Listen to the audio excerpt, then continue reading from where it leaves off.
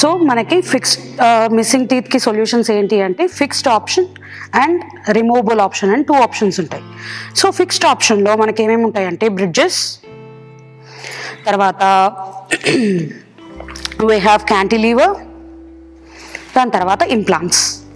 These are the 3 fixed options.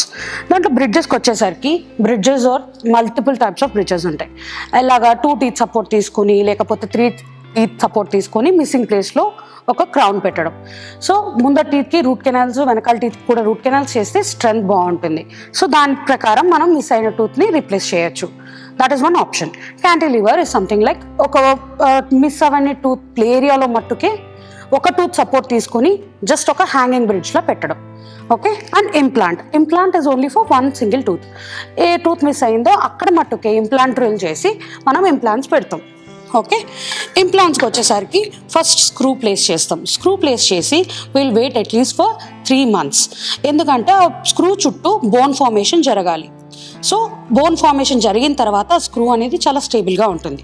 అది అయిన తర్వాత will place something called as abutment అనేది పెట్టిన తర్వాత మనం దానిపైన క్రౌన్ అనేది ప్లేస్ చేస్తాం.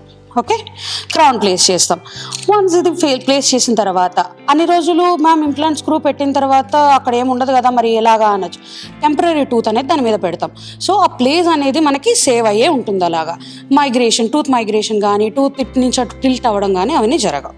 నెక్స్ట్ రిమూవబుల్ ఆప్షన్స్లో ఏమేమి ఉన్నాయి అంటే we have a removable denture, దాన్ని ఆర్పిడి అంటాం. సో దీంట్లో ఏంటి అంటే అప్పర్ అనుకోండి will take a palate support and ఎక్కడ టూత్ మిస్ అయిందో అక్కడ టూత్ మటుకే రిప్లేస్ చేస్తాం.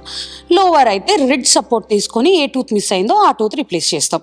So you can go either for a fixed option or a removable option.